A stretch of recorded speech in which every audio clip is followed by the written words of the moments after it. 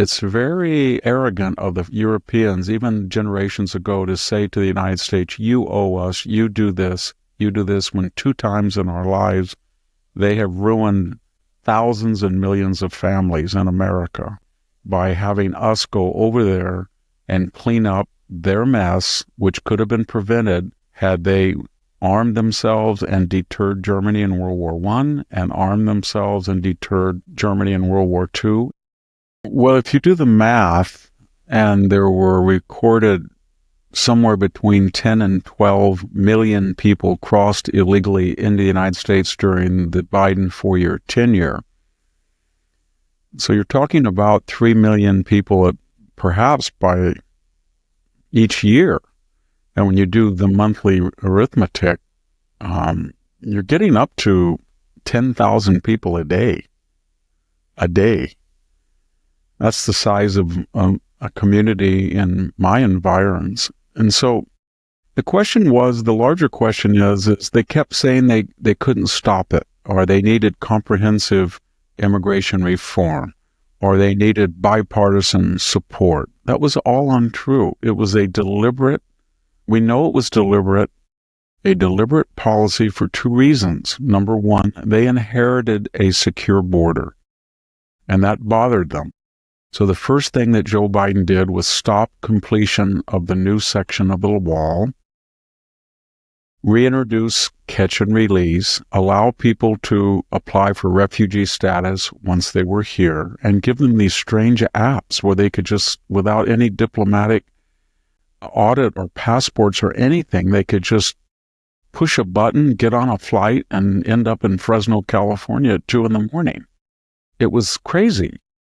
And now the Trump administration is trying to rectify that. They've almost sealed the border.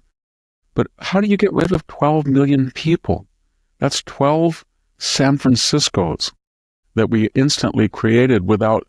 What gets me so angry is the Biden administration, not Mr. Mayorkas, not Mr. Blinken, not any of them said, we let in 12 million people, and so we have built 12 million housing units, or we have hired another 10,000 doctors. They didn't. They just unleashed these people in the inner city and rural communities and Hispanic barrios, and they were always exempt from the consequences of their own ideology. Do you think Mr. Blinken ever had to go to an emergency room and wait 5 hours while people came in who didn't speak English, who had never been in the United States, with an array of maladies they'd never seen a Western doctor in their life? That was the policy. So now the cleanup is going to take years. It's going to take years. And they're finding that the Mayorkas Homeland Security administration lied about how many people they apprehended. And think about this. Why didn't they just say this? We're not going to lie. This is intentional. We want people from the poorest sections of the world to come into the United States. That's the plan, because we want to give them parity. And the more people who come in without audit, without English, without money, without skills, the larger our government must grow to offer them health, education, food, housing, subsidies. And that means higher taxes, which are redistributive. So we're going to redistribute wealth. We're going to grow government. We're going to even out the playing field by bringing in, importing poor people. We understand our message is static and inert. It does not appeal in elections anymore, but we're going to bring in a new demography, and under the auspices of our new 70% early and mail-in balloting, rather than 70% on election day balloting, we feel that this will be an election boom very quickly. That's what it was all about. Anything less was just a lie. And that's what they're doing. They're still lying. Joe Biden had no idea other than somebody used an auto pen and signed something. And he would have been for it anyway if they had explained what was going on to him. Well, apparently in California, the illegal aliens have caused a bloat of the Medicare system, and we're just finding out that Gavin Newsom didn't have enough money to pay for all the Medicare programs and all the Medicare assistance, and has borrowed upwards of $3.4 billion on the state budget, which is incredible for a state to do that. I was wondering your thoughts about your own state. Well, what is he going to do? He has 13.3% top rate. If you make over $1 million, you can get up to 16%. He's got the highest gas taxes in the country. He's got the highest kilowatt charges in the country.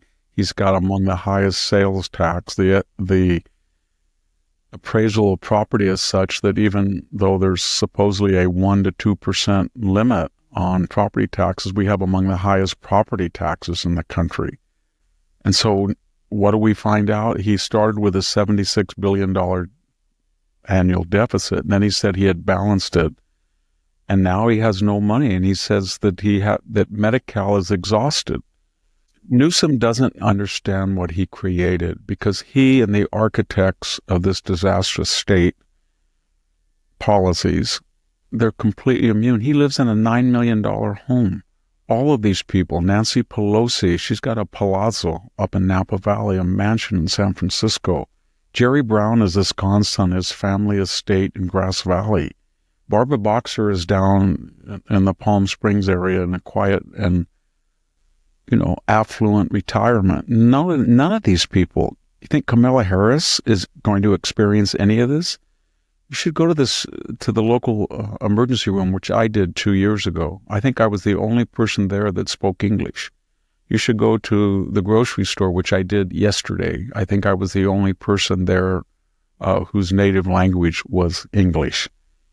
When you bring in 12 million people and you concentrate them in certain loci, you put an enormous burden on local communities, most of whom are minority and poor, and they don't care. This was one of the worst things that's ever happened to this country, the destruction of borders and the demagoguing by the left, who made any but one who had legitimate objections, humane objections to it, as a racist, xenophobe, etc.